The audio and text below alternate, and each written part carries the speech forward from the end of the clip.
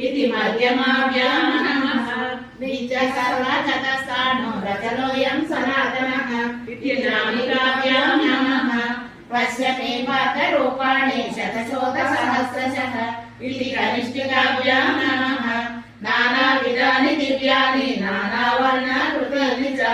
इति करतलकरपुष्टाभ्यां नमः इति करन्यासः अथोदयादिन्यासः नमः न चैनं खेदयत्यापो न शोचयति एव च इति शिखायै पश्यते पात्ररूपाणि